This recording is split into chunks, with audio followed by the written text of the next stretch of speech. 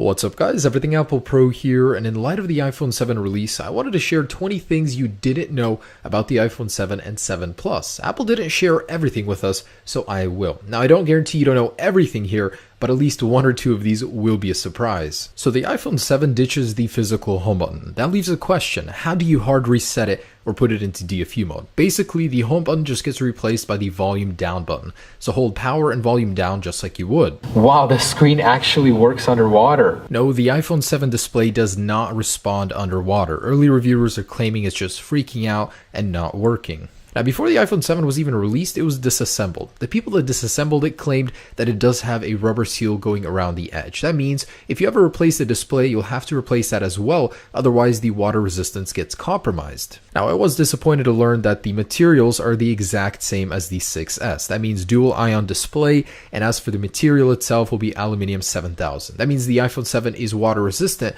but it's no more durable against drops. And believe it or not, picking up the iPhone 7, you may notice it is lighter by 5 grams. It's a very small amount, but people are claiming they can actually feel it. The iPhone 7 is really exceeding expectations. Both T-Mobile and Sprint are claiming it's actually beat iPhone 7 records for pre-order by 4 times. Well, almost anyways. And T-Mobile CEO claims it's the most pre-ordered device in T-Mobile USA history. Who was it again that said nobody would buy a phone without a headphone jack? After pre-orders, after the blood in the water cleared, it was apparent that the iPhone 7 Plus in jet black was the most popular phone.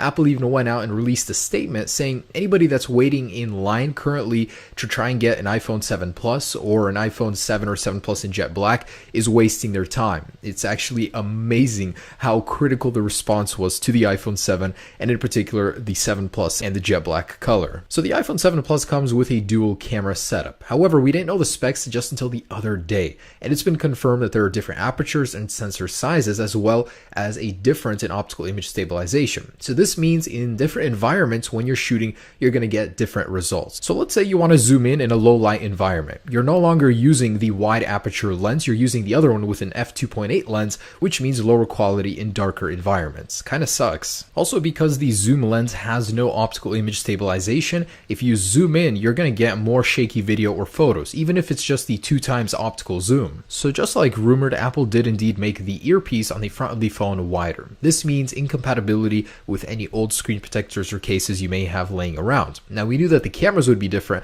but now on the front of the phone, you're facing an entirely different issue. So your old screen protectors will not work. If you look at the bottom of the iPhone 7 or 7 Plus, it appears that it has stereo speakers, which it does, just not here. The one on the left is just for appearances. The stereo speaker actually comes from the earpiece. Now, this one's a little complicated. Depending on which carrier you buy your iPhone from, you're going to get a different LTE modem inside. If you buy from AT&T or T-Mobile, it will not have a CDMA radio. With Verizon or Sprint, it will. And it's been confirmed from many sources already, the iPhone 7 Plus will indeed have 3 gigabytes of RAM. So it's going to be a little bit faster versus the iPhone 7. And the actual battery sizes have been confirmed as well. So that means the iPhone 7 will have a 1960 mAh battery, and the iPhone 7 Plus will have a larger 2910 mAh battery as well. And much like 3D Touch, the customizable home button will allow you to set how much response you want coming from it. So how hard you have to press in order to activate it, and when you press, how much feedback you'll get from the Taptic engine.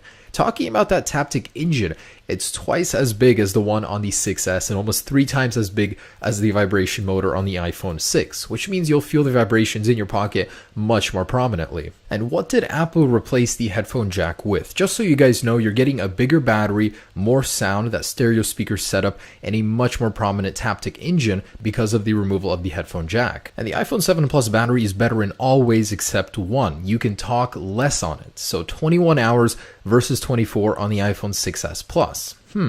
And I really like the fact that there's a throwback in the packaging to earlier iPhones. So the jet black will have exclusive packaging similar to that of the iPhone 5 and very, very early iPhone models. Man, it does look good. And wow, Apple did not lie when they said this was the most powerful smartphone on the market. Almost double the single core score of any relatable major smartphone that's competing with it, including the Samsung Galaxy Note 7 and S7. It's even in MacBook Air territory. That is just incredible. And that's 21 things about the iPhone 7 and 7 Plus that you did not know. Hopefully now you cannot say that anymore and you learned a couple things about these devices. I'm going to have these in hand tomorrow, guys. I'm so excited. I'll be doing all of the tests on them. Stay tuned for that.